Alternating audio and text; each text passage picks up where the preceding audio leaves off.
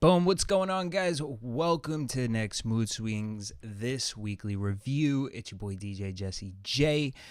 This week was getting to some topics, some things, you know what I mean? I got Courtney joining me, so stay tuned.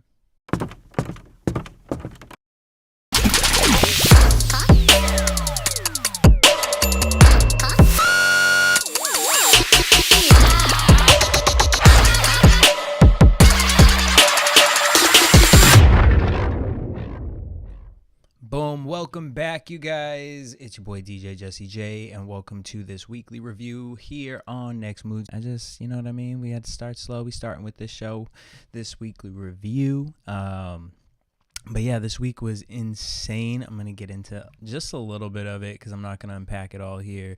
But let me bring. Hello. What up? How's the weather over in LA? It's been hot, but this evening is nice. It's like 72 degrees and just, lovely, sunny. We don't get other weather for the most part. Just the sun. So it's cute. We cute. All right. Well, you know what I'm saying. It's summer. Well, I had like one of the craziest weeks ever. I was going to post something on Tuesday, and then I saw a car accident happen literally right before my eyes, and it has like shocked me all week. Like, I watched somebody pass, and that was literally an experience. It was like a movie. I felt like I was in an Amazon Prime movie. Life is short, so I just want to start with that. Just whoever your loved ones are, make sure you tell them that they are loved, and don't take life for granted, because what I saw this week it will be a part of my life forever. But a lot of stuff happened, and the reason that I thought that, it was funny that this situation happened because Meg Thee Stallion released her new album on Friday, and it's called Traumazine. And I was looking at the word, and I was just like, is this a real word? It's not. It's a word she made up for going through trauma and the whatever that's released when you do go through something that is traumatic. And so it was interesting because I was like, well, story of my life this week. But so she released her album. I don't know, Courtney, were you able to hear it? Did you take a little listen? Because I know she dropped that video in that GMA performance. She, her.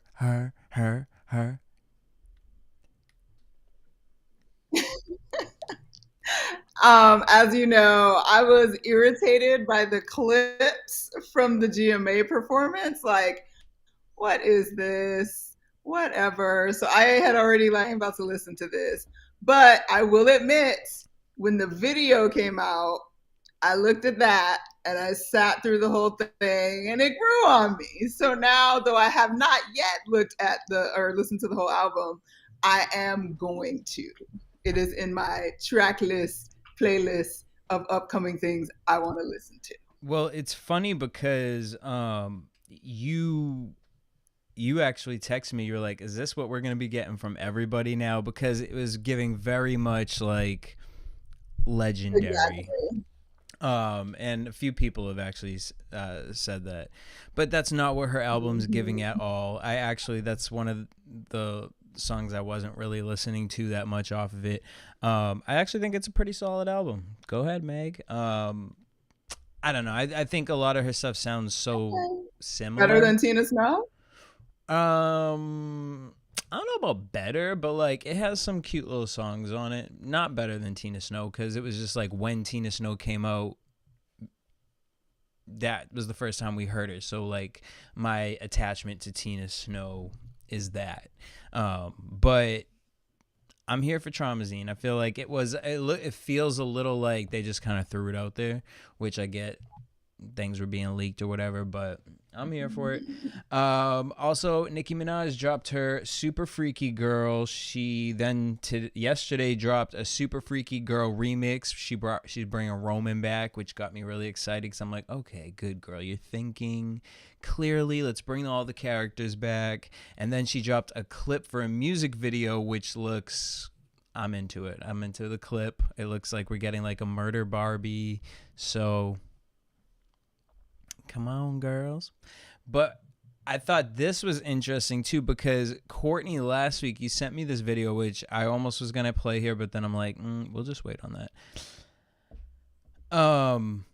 It was a video from the '90s of like Little Kim being interviewed, and it was like I don't know what show it was, but it was her sitting in front of like people just having sex in the background, like it was like a porn being shot. But then like Lil Kim was also being interviewed while the porn was happening. I know like Snoop Dogg had his own tapes and stuff, but I guess this was like a TV show or something. I don't know, but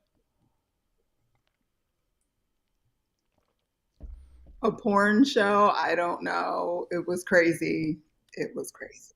But it just kind of reminded me because, you know, I feel like we're always talking about like how everything's so overly sexualized now, and which it is. But then it's like, I mean, we was doing that kind of stuff. You know, you really look at the stuff we was listening to in the 90s. It's like, it was just different how it was presented, I guess. You know, it's like the words were a little more cunning versus what we're getting today. Now we're just getting, you know what I mean? Yeah. Shake that ass. But I guess, hey, we had that. It's in your face now. It's in your face now, but it's also, not only is it in your face now, but the access is so pervasive that like, if Lil Kim dropped a video and we happened to see a dick in the video, you weren't going to see that 24/7 on a phone in your hand. You were going to get to see that on the quick one video music countdown show that would show it. Right. Like, it wasn't something that was happening all day, every day. So I feel like that's why we get so like, oh my God, this is too much. Well, like, you're it's so just because it's everywhere. Literally. And it's like you wake up in the morning and it's like porn. Oh, okay, well, just right across my timeline. You know, I mean, I have friends who. Yeah, we're doing that.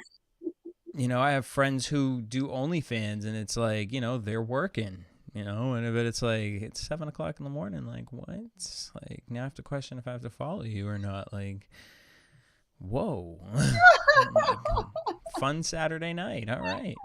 All right. But people want sex all day. So, yeah. And like, hey, get it how you live it, you know? Get it how you live it. All right, so yeah, you know, so you look at the past, you look at the future. It's like, you know, what was the real big differences? You know, we had it back then. Again, it just couldn't be accessed in the same way. But you also had texted me and you were like, "Wow, I'm so thankful that we grew up in the 90s and the 2000s for music." And I literally just had that conversation like the day before or a few hours before you had texted me that too. Because, and I think I talked about this in the first episode about going to the Chris Brown concert. Like, it was a fun concert, you know. I just know what I grew up on, and I know the concerts that I went to and the performances that were, you know, put on. That's why it's interesting, because Bad Bunny was tonight, and I really wanted to go to see Bad Bunny because I don't even know what he's talking about, but I just know it's a vibe. But you know, like, he puts on a show, honey. And I think that's what Beyonce is gonna bring with this Renaissance album. I think she's gonna give a full project with a story, and who knows what the concert is gonna be like. But that's why we love her, because she gives a full out performance, and we don't really get that a lot. You know, it's like Ariana Grande, love her. 100%. That Netflix concert, though, I was like, oh, people paid to go watch this? I was half asleep throughout the whole thing. But boring. You know, now she out here trying to slang makeup. It's like the REM. Is it working? I don't know. I'm not. The other thing I just can't do, like, I love people who are very passionate about their fan base or whatever, but like this whole chart battle thing, like, have you been paying attention to this? Like, it's just like, it's low-key exhausting. Like, yeah, I would like to know, like, did it hit number one? Sure. But like, now I just feel like there's awards for everything. It's like, this is the number one female that's streaming on Spotify's plus one playlist for 23 weeks in a row, and she beat the record for Drake's 96. Like, what? I feel like I'm seeing it a lot more than It's annoying. ever, but it's just like, what in the Olympics is going on here? Because there's just again, it's the same thing. It's all the streaming services, everything's streaming. Like, it's just not the same. And I get change is good, and we got to grow and evolve and all that stuff. But like, I don't even care anymore because things come and go so quickly. Who cares if it charted? It's gone in 2 days. Like, Yeah. and somebody else is like supposed to be the next superstar. So it just doesn't have the same value or carry the same weight, even if it's like spinning that many numbers on your streaming device. Like, whatever, who cares? Like, again, you're going to be on to the next by the next day. Hey, and shout out to the chat. Trini boy, what up? Wow. Now you're going to bed. The show just started. What? All right. Where you So at going to sleep? a little nostalgia. I didn't watch it yet, but you watched the Murder Inc. doc. Um, what I was did. what was your overall take? I mean, well, first of all, I just enjoyed watching because, Irv Gotti was a part of, bringing DMX to us, bringing Jay-Z to us in a real way. Like, he was in that whole camp before Murder Inc. became a thing, and like young Ja Rule and all of that. And it reminded me, they had all this footage of when they got ready to do the Hard Knock Life tour, and like the story of how the Hard Knock Life tour came about, and like getting DMX signed and why nobody was like wanting to sign him, and just the energy that was around hip hop at that time was just so good. And also, Hard Knock Life tour was my first tour that I ever saw, my first concert that I ever saw. I wasn't supposed to be there. Sorry, y'all, my dog acting a fool right now. But me and my friend in high school like snuck out the house and went to the Hard Knock Live tour. So that's my first experience at a concert, and I was just like, we just really had it really good. I mean, DMX barked at me like I was right in front, and I remember that energy, and it was just great. So anyway, that being said, the Murder Inc. doc is a lot of Irv, like a lot of him just like talking through his whatever. And a lot of people are like, I mean, he's already been irritating to a lot of people from what I gather. He never bothered me one way or the other. I didn't think anything of him. And after the Drink Champs interview, talking about Ashanti and then the documentary, a lot of people are super annoyed with his energy. He doesn't bother me at all. And it's weird. Like, granted, I think that he is still obsessed with Ashanti and should have shut the hell up when he was on Drink Champs. But I'm not bothered by him. Like, I don't know if I don't know. Like, yes, he's cocky. Yes, he's arrogant. But I mean, for me, I guess maybe the work speaks for itself, and he brought us some good ish, and I'm not mad. And I love seeing how that story came about. So, and everybody, all of them at the time, like coming from nothingness to what they pulled off, and just creatively coming up with stuff and still pushing and constantly pushing until it was great. Like, and he was talking about how they're selling like 12 and 13 million albums at the time. Like, that is wild to think about now. Mm-hmm. Like, it's just wild to me. So I think it's a great story, period. Even though Ashanti's not contributing, I enjoyed it. I'm not mad at him. I just think he an old man that still got his feelings for Ashanti, and he don't know how to act once he started drinking to talk about it. See, my days are cold without you. Yeah, I feel like, I mean, like, it would have been great to get Ashanti, but girl, I mean, I feel it. I mean, that's business on a whole nother level. I mean, a whole nother level. Just a random thing, and I just want to say it here. I mean, I tweeted it out, but we'll see. Because Tink coming out with her album, and she gonna do like, I'm like, not they did like a whole like spread for this, like to announce this. Like, I love Tink, but like, okay. You love Tink? I like Tink. Okay, I'm sorry. I do like Tink. I like certain Okay. songs of Tink. No, because I just feel like, artist Okay. development. I feel like I need a whole artist development show. But like, I feel like with Tink, it's just like, pick if you know what works to get yourself out there, like, but maybe that's her artistry, and that's, what I mean, she's sensitive about her shit, and that's what she want to do. And girl, I feel it. But it's like, I just feel like she's so much more talented than what she's putting out, and I feel like what she's been putting out has been consistent for too long. And it's like, I want, okay, what's next? What's the growth artistry wise with Tink? But beyond that, so she's going to be coming out with a single, and it's going to be sampling The Boy Is Mine, or it's her version of The Boy Is Mine. And I mean, like, the fact that that was even a news article, snooze fest.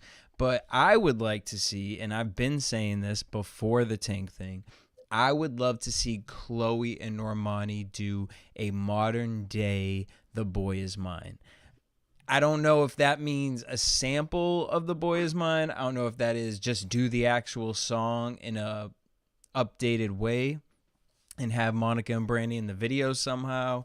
This is all fantasy and dream world, and will probably never come to see the light. You know what I mean? But because in my mind, I'm also like, low key, Normani ain't I putting don't music out, know. and I wonder if Normani's not putting music out because the record label was like, well, we got Chloe that we're about to push hard, so girl, just sit back for a little bit because we know how the industry is when it comes to. Oh, Mm-hmm. So because I've always just questioned, like, Normani, why are they're on the we? same label? I don't know if they're on the same label, but artistry wise, you know what I mean? Like, if someone knows this is coming out or being pushed really heavy or hard, it's like, well, we're not going to try and compete with that yet. Let's see if maybe Chloe can break the sound barrier, to bring that R&B new wave to radio and make it hip and pop again. You know what I mean? Because Normani, I thought with Motivation, I liked Motivation. I thought it was cute. I just think she should have stuck on that track and just kept putting singles out. This is my thing. Just keep putting singles out. Unless you're going to market yourself the way like we see right now. I think music is interesting right now because you got Beyonce with her project, and then I'm also interested in Nicki Minaj. And I think the way Nicki's pushing this Super Freak video, when I first heard the song, I wasn't into it, but I'm liking the marketing behind it right now and how she's releasing the stuff, which is what I'm also liking from Beyonce right now. I don't know what to even expect. There's a rumor that Beyonce might drop something tonight at midnight, 8:20. I saw a rumor of something called Act 2 The Enlightenment.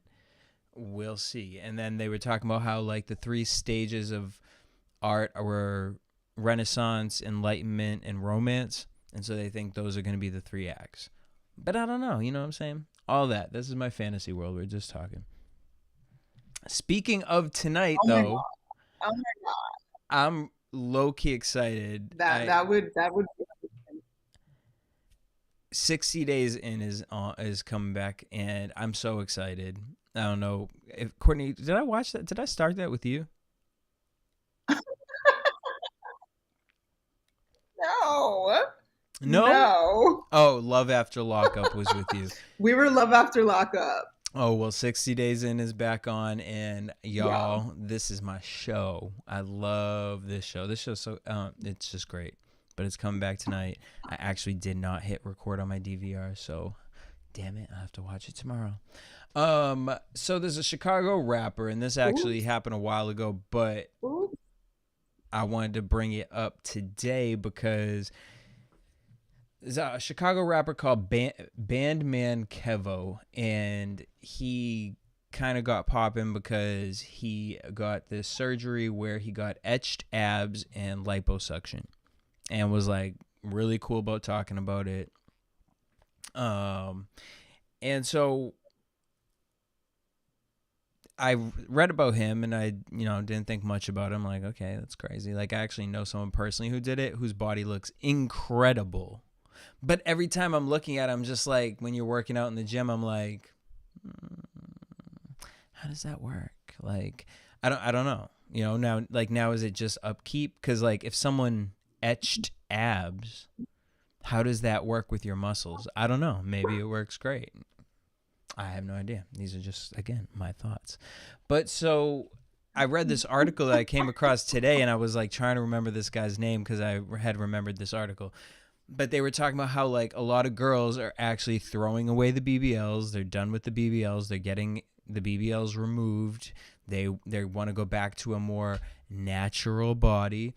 But now men, they're seeing an incline in men getting a lot of liposuction, these etched abs, pecs, like man boob removal, but then pec implants. Honey, they are getting dick. No, They're and then I read dicks. the one about the dicks too, and I was just like, not the dicks. But I mean, look. Yes, the dick. Get the dicks. Look. Get the dicks. I support it 100%. No one should have to suffer with a micro penis. Like, if you can get more, go get it, honey. Go get it. I support that. I mean, okay, so look, I told y'all one day I'm going to tell y'all about 2017, but in 2017, my sexual renaissance, I mean, I've seen some crazy things, and like they have all, it does not surprise me that we've gotten here, because I remember they had the penis pump thing, like that looked so painful, and like, what did that do, though? I'm not gonna lie. I did try it because it was there, and I was just like, well, let me just see what it's like. What does it do? I mean, honestly, it hurt. Does it just blow air into it? Like, what does it do? No, it sucks the air out of it, so it just makes it basically is like sucking blood into your dick, but it's like, it's not comfortable. It's not like, I don't know. I know people who are like it turns them on. Not a fan. And it's like, yeah, it gets it really big while it's in there, and then you take it out and it's like, oxygen. And it's not giving what it was giving in this tube, which then when you're looking at it in the tube, you're like, is it okay? You know what I mean? You're just worried, like, what are these veins? But yeah, and then I seen like there are shots. Like, there are literal shots that people, like, inject in the tip of their dick and fucking just be hard for, like, days. Like, so I'm not surprised that we are in the world of, I guess, elongating dicks. Like, but what kind of pain is that? What is the recovery on that? Like, is it worth that? What is, like, the skin look after that? Like, is it even cute after that? Like, do you need to be uncircumcised to do that? Like, it's just a lot. But whatever makes you happy, hey. Yes. Go ahead. Whatever's fulfilling. You're gonna make girls like Courtney happy. I'm not judging. Mm-hmm. No, you're not. I don't want to find that. Is it gonna break? Like, how does it stay on? Like, is it an implant? Like, because you can't stretch the skin. Like, well, I guess you can if you can stretch boob skin. Oh, you can definitely stretch dick skin. I don't know. But like, I don't know. But like, it actually freaks me out to even think about how they do it. Well, yeah, because I seen this one surgery, and I met a guy who he got leg surgery, so he got tall. He was taller. He literally went up like 6 inches, and he said it took a year recovery. His legs looked totally normal. I was like, oh, not I'm about to be out here 6'2". No, just kidding. All right. Oh my God. So that's all the stories I got. So I guess let's get into some TV stuff. But before I do, this is really random, but I just wanted to mention it because I seen a meme and I didn't know how to throw this in here in any other way. This is like such a random show, but whatever. The meme was like, I didn't realize, like, nursery rhymes, you know what I mean? Like, we're talking about like the little bitty piggy goes to market, and the meme was like, I didn't realize little bitty piggy goes to market means I thought he was going shopping, and I dead ass used to think as a kid like he was going shopping. But when you really think about that nursery rhyme, and we singing this to our kids, I'm like, this is like dark as fuck. Like, yeah, of course the last pig went all the way home because he was scared. He was fucking scared. He went, wee, what? Because bitch, one of them stayed home. The second one was smart. And then the other one that had roast beef, I'm like, I don't even get that reference or what that means. Just roast beef don't come from pork. So like, what was he, like a cannibal? Like, but I don't know. I never thought about any of this stuff until I saw that. And then it's like, yeah, I really be like singing this to my nephew. Like, and I'm over here talking about like murdering pigs. Like, what?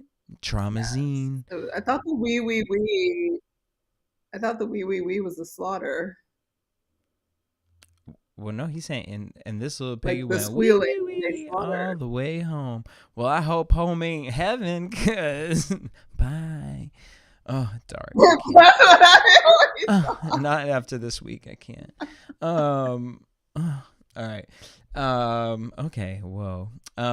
So, anyways, I watched I'd be watching Baddies before we anyways. get into the housewife stuff. And I gotta say, Wow. this was actually a good episode. I gotta give him, like, I was like fully engaged in the episode. I'm just like, at this point, I just call it the Magic School Bus, because like Natalie is basically Miss Fritz with this school bus of girls who are entrepreneurs and they're just traveling around getting the bag. But Natalie versus girl Rolly. I mean, Natalie was talking that talk, but Rolly rolled up on Natalie, because the first time I saw Rolly in the first episode I had watched, it was that fight with Jayla. I was looking at Rolly like, girl, I don't know. But after this episode, I was here for it. But I thought overall, you know what? Because so far what I've been watching, I haven't been fully invested. But I was like, when I got to this one, I was like, this was actually a decent episode. So shout out to Baddies. Real Housewives of Atlanta. Shout out to Beth. So this week we continued. We went to Jamaica. It was a snooze fest, I'm not gonna lie. Again, Such a snooze. I'm not a Sonya fan. I'm just not. I respect her and what she has accomplished. I think that's incredible. But she's just not engaging enough. She's not interesting enough for me. I don't really love the way she like she's trying too hard. Yeah, like I don't feel like time. she's meshing with the girls at all. Like it's like, girl, Crystal doing better over in Beverly Hills at this point. But so she takes everyone to Jamaica. Candy is done with in this episode with Marlo, like beyond done. So Sonya has all these trips set up. She takes him to this place in Jamaica, in Kingston, Jamaica, where she grew up, called the Davin House or whatever. I don't know. It didn't look like an ice cream shop, but it was a big mansion that apparently they make ice cream in it, and it's something that she wanted to show them. It's important. And she uses this as an opportunity because Kenya shows up late. So she used this as an opportunity to talk to Kenya about saying that she's not there for her as a friend. Like, here's my thing with these reality shows. It's like, girl, we're not friends. We're not. Thank you. Right? And we all know that. Like, you won't be on next season, probably, and then I'll never talk to you again. You know, like, it's funny to watch, like, Claudia Jordan, what she do, the Fox Soul thing.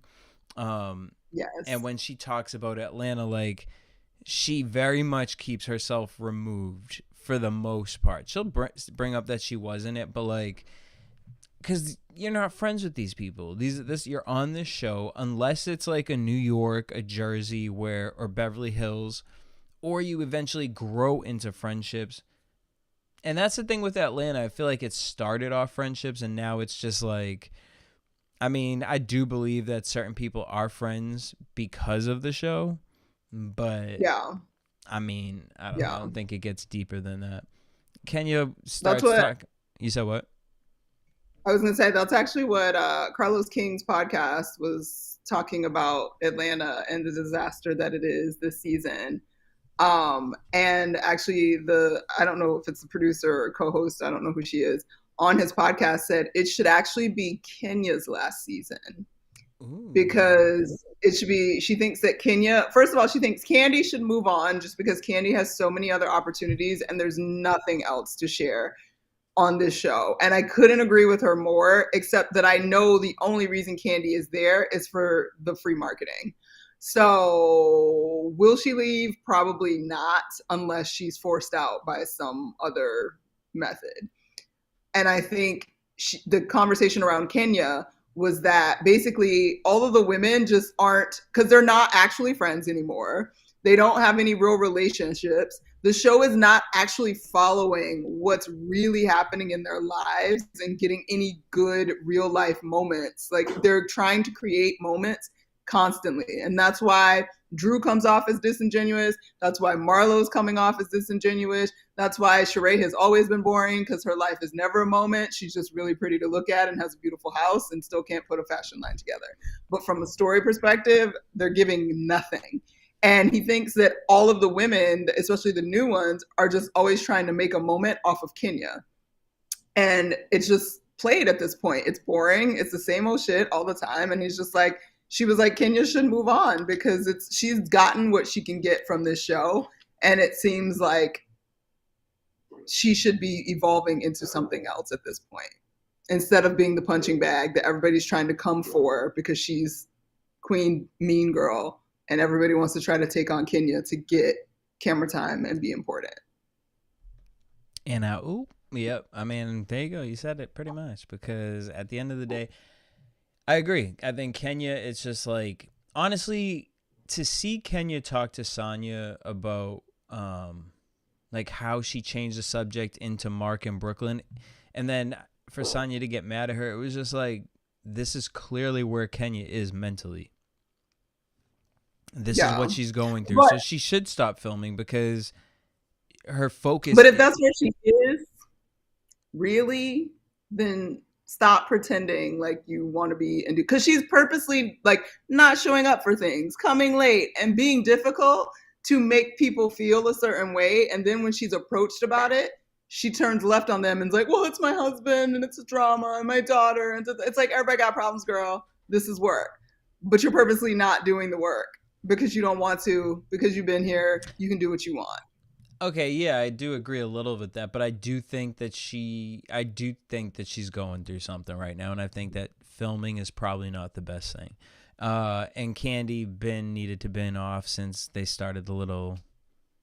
I mean, honestly, I forget what special it was. The ski special. I was like, oh, we're done. We're done at this point. Like, y'all can have the ski special and Portia's specials and the Teresa special and all of them. I don't want none. Did you watch Candy's restaurant spinoff? Yeah, no. Like, what in the bootleg Vanderpump Rules is going on here? I'm really upset that it wasn't good. It really wasn't good to me, and I was upset about that. I wasn't upset. I was like, no, I guess I was right. Well, I was hoping that would be her like evolution out. So like she would be like Lisa, like finally leaves Housewives, kind of shows up occasionally on her show with the kids and let the kids do that so she can go on and produce Broadway and continue to do all the great things that she's doing. Sure. Yeah. Well, didn't happen. You're like, I don't care. Didn't happen. Did you see this new Real Girlfriends of Paris thing that's coming out? Not interested. I did. Are you into it? I'm interested. My friend was into it. I was like, I'm very interested. I love Paris. I love Paris, and I'm interested for the sake of just life in that city. And I was somebody that watched Ladies of London for however 2 or 3 seasons that it was on. So like I'm interested in the expansiveness of it. And the girls seem young enough, but not so young that I'm going to be annoyed, but not so mature that it's also boring. Yeah, the way it looks like it's filmed, and that's the part that looks interesting to me, how it was filmed. Yeah. We'll see how raw it was. Or if it's actually more cinematic. I don't know. I can't really tell from the preview, but it looks interesting. I just hope they have real relationships. Like, I hope they're actually friends and we get real friend energy. I hope so too. And I wonder if this is like a taste of what we're gonna get from this second Housewives, the younger housewife thing show that they've been talking about.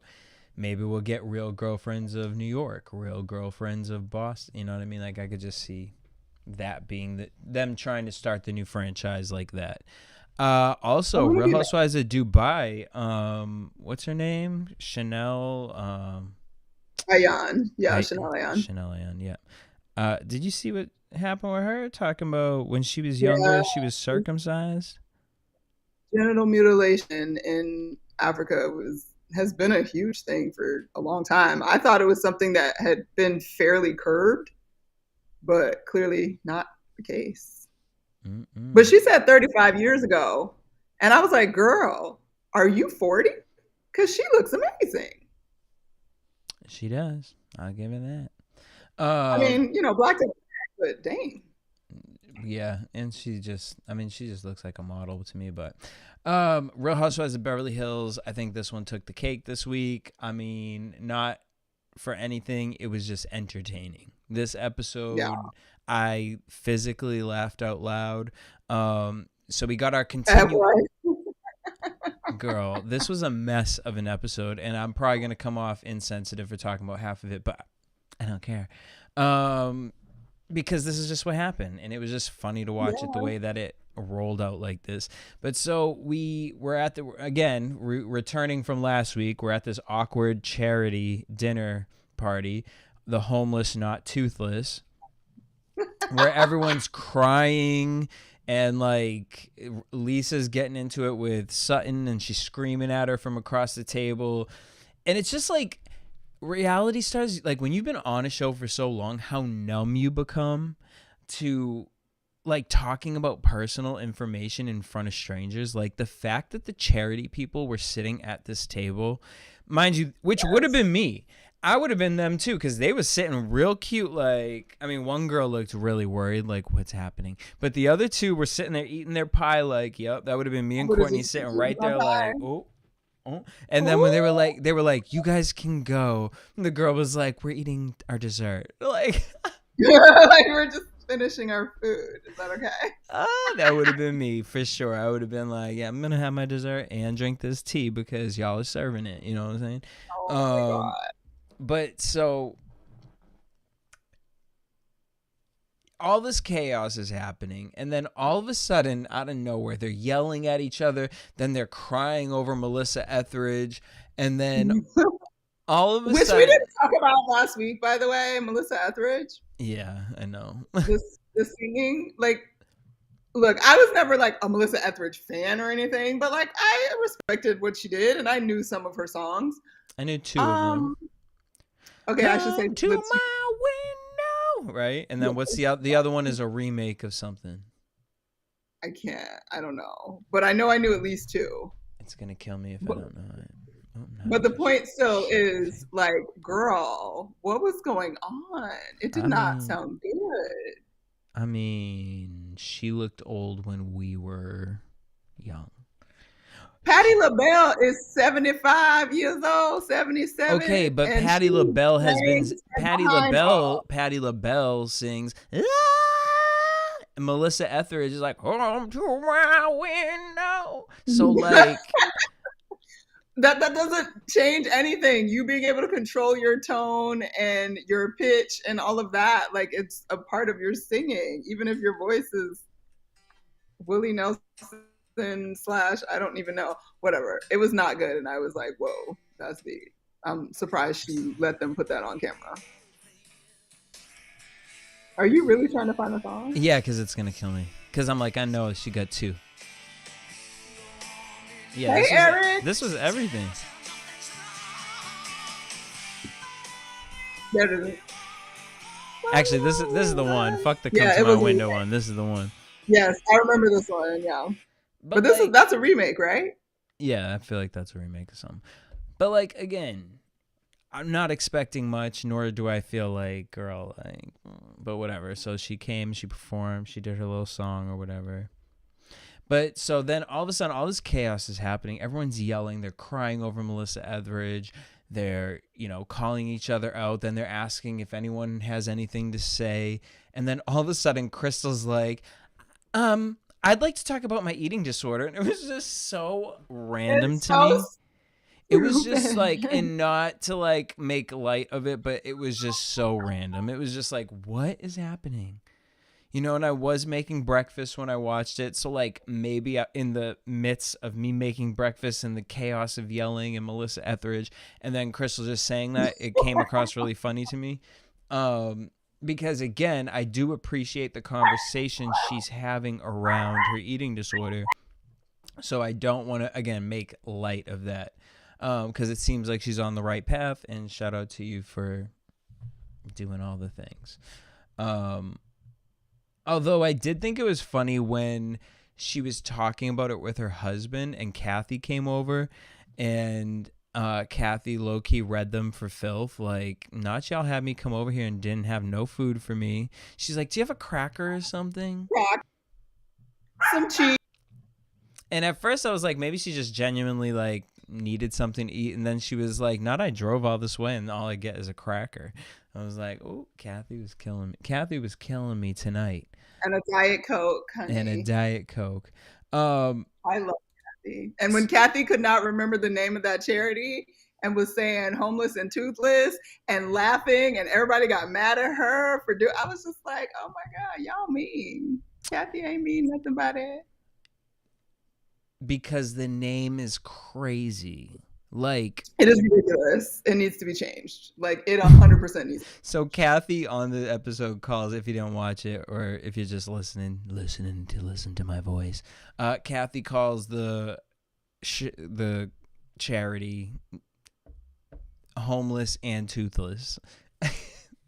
And then went on to say, I've worked with the homeless and I've worked with the toothless. I was like, girl, what? She is the comic relief we need on this show. It was so good. She is funny as hell. Oh my God, that was funny. So within this dinner party, this chaotic dinner party where they're, again, yelling, singing, crying, talking about their eating disorder, then Sutton comes and says, you know what? I have something to share with the table. I had a really uncomfortable time on Saturday. Because on Saturday, she was called a liability by Erica, and she didn't like that she was called a liability. This turns into Kyle wanting to poke the bear like she always does. And Sutton comes out to talk about how she wanted to talk about this because she received a letter. She received a letter about how her friend might be a liability, her friend being Erica Jane. And you can just see Erica sitting there every time she says her name, where Erica's like wanting to claw this girl's face out. I'm on a bitch. She says that basically, and she got a call from an attorney about Tom and Erica's lawsuit because they thought she had information. Erica starts screaming at her, talking about, yeah, because on the reunion, you said that you heard a rumor. So they're going to want to know what that rumor was, which she did do. Sweetheart. And then that conversation turns into Diana and Garcelle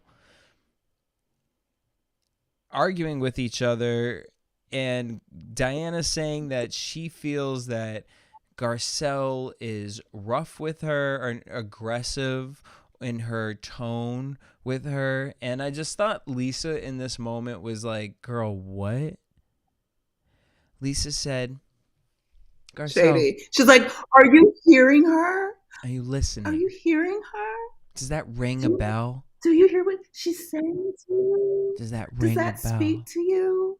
Do you feel her? Do you feel what she is feeling right now? Bitch, bye, no. Nobody feels what she's feeling because we're all grossed out by her constantly licking her lips with that weird tongue. Shut up. She does the share. Like, she where does did the that share. even come That's like the share lick. Like,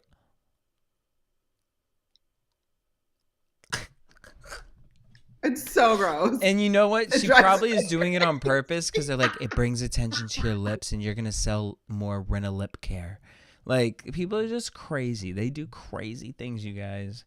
that I believe that Yeah, that she could be probably a real thing. did Um, crazy things.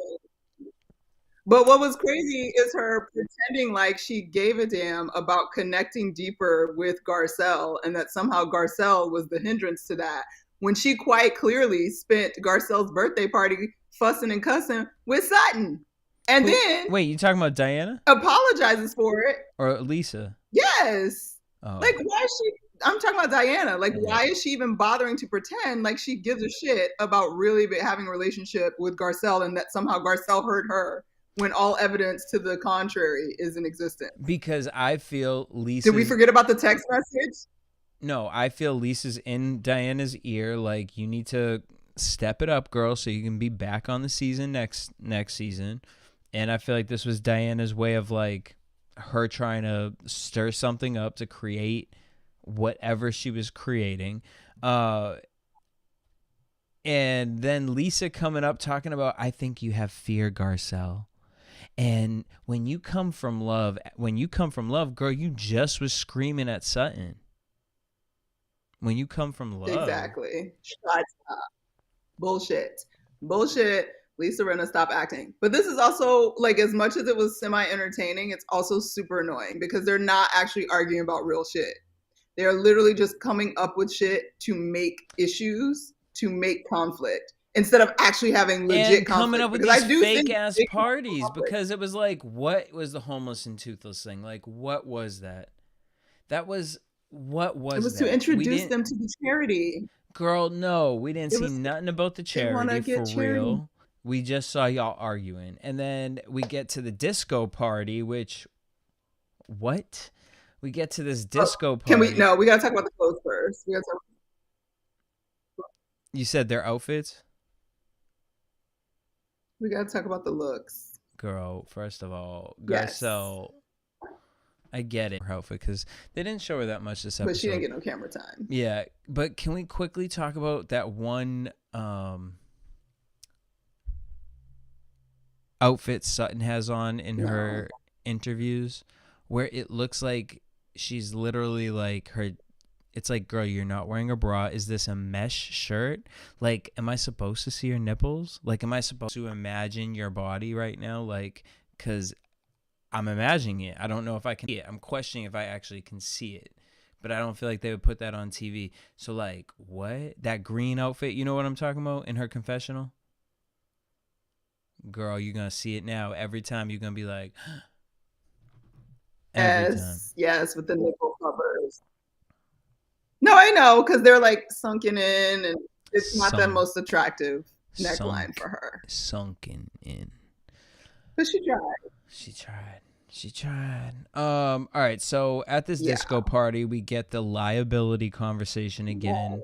Kyle was doing her job. She's trying to get that second check. You know what I'm saying? She brings it up and she asks Erica, just flat out, like, Erica, what did you mean by this? And Sutton was just like, what? Blown away that she would ask her that.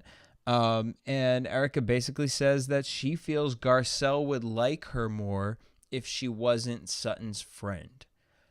Which, I mean, that's kind of an obvious. Like, and even Garcelle says, like, look, if I like you, but then you're mean to somebody else and I see you being mean to that person, like, I'm going to now look at your character differently.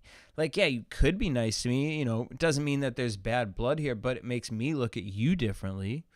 And I think that's what Garcelle was trying to make her point with. And Erica was just like, oh, so what?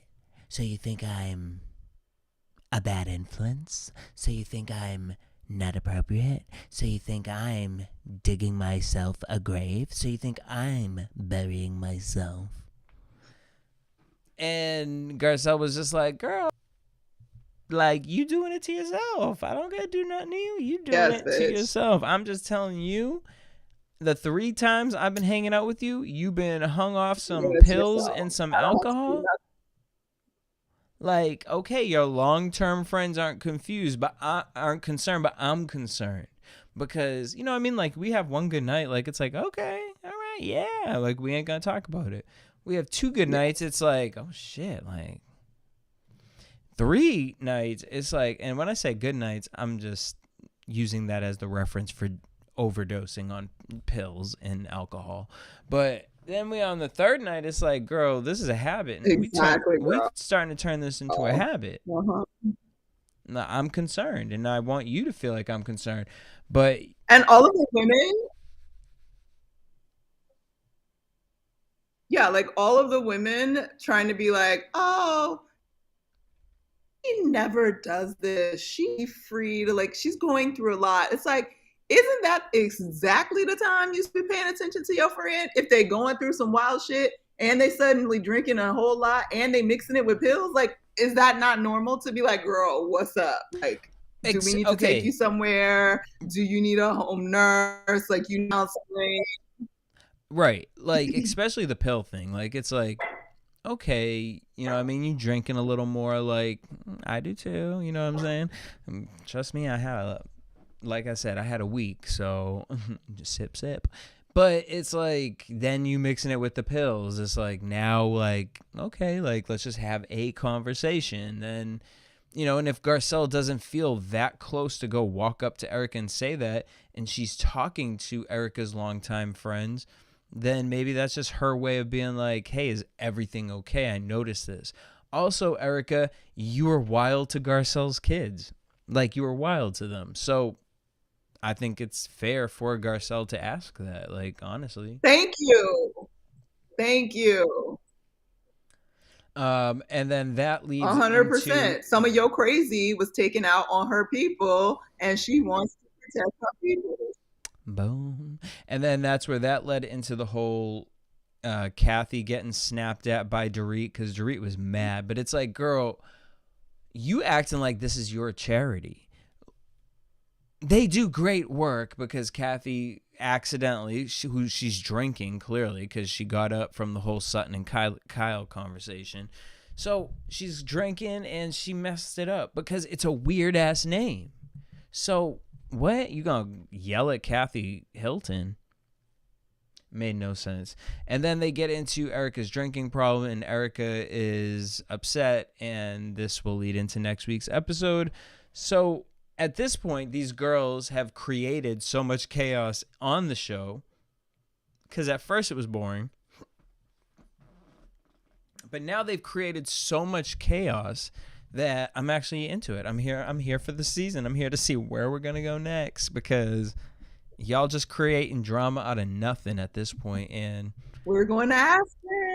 And we're going to Aspen, where Diana does not like to sleep in other people's things, so she's getting her own hotel room, which I'm like, come on, girl, you better add to those rumors about you being an escort, or being not an escort, a madam. I'm just kidding. I just wanted to say it. Do you, boo? Do you? Boop. But yeah, and that was pretty much it that happened this week. 2 episodes ago, I said that there was a movie I think that I was trying to remember what to tell you guys to watch. Shout out to Eric, because he reminded me of what movie this was. You guys, if you haven't, here's my movie recommendation for you. It's called No Exit on Amazon Prime. Have you seen that, Courtney? Y'all, it is about a girl in a snowstorm, and she ends up at this like rest stop. No, not a rest stop. A rest stop. And she meets some people, and then I'm not going to tell you what happens. I mean, I'm sure if you read up on it, it's going to tell you in the picture. We'll tell you whatever. But, like, I just want you to go on the adventure, because I just be finding something on Amazon Prime and just be like, what is this? Like, and I honestly be thinking it's going to be a D budget low video. And it just be turned out like fire, because I was like, oh, I was not expecting that one. So it's called No Exit on Amazon Prime. You got anything you've been watching yet, Courtney? I had to watch some like super light silliness, and I usually end up going to like teenage nonsense for that. And Never Have I Ever had its new season on Netflix. So I binged that season this week. That was my like respite from all the horrible and real life shit, like watching high school kids fall in love and argue and fight and figure themselves out, and it's cute. Mindy Kaling did a good job. That's a good show. It's fun. Okay. Yeah, there was another movie I watched too. I don't remember what it was, but it was with. Oh, not I was gonna say Anne Heche. Whoops, Winona Ryder. Oh, I want to say it was called like Winona Ryder, but because I haven't seen anything with her in a long time. But let me get the name for this. This was about, I've seen, I'd be into conspiracy theories, or I like reading about them. But there been this conspiracy theory about how, they do this whole trafficking children thing, and you think it's for sex, but it's actually they're using their blood. And I forget what it's called, but basically it can help somebody stay and look younger because you're cycling your blood with their blood, and like you guys are like oh, dependent on each other. And this movie is about that, and like just wild. Not I was gonna get the name of it and then I forgot it. Just wild. I wasn't ready for where this movie was going, where we were gonna end up, and when it ended up where it ended up, I was shook. But well, all right. it's on. I Mm, don't know if it's on Amazon Prime, but Winona Ryder, you can look it up because I don't know what's going on over here. okay. But yeah, so that's pretty much it. I guess we'll tune into. I will check you guys out next week. Courtney, where can everyone follow you? I'm all over the social media universe at Stuart Starlet. Boom. And you guys can hit me up everywhere at DJ Jesse J. And you guys please follow at Next Mood Swings across all social media platforms. Leave a comment down below. What did you guys think of the episode this week? What did you think of some of the topics? Would you get your abs etched in? Would you get a dick implant? You know what I'm saying? Like, join the conversation. Leave something down below. Let me know what you guys want to talk about. If you find some crazy stories, or if you have any videos that you want us to watch, like review on the show, I'm so down to do that too. But until next week, same time, same place. We're gonna do it every Thursday, 10 p.m. East Coast, 7 p.m. on the West Coast. Peace.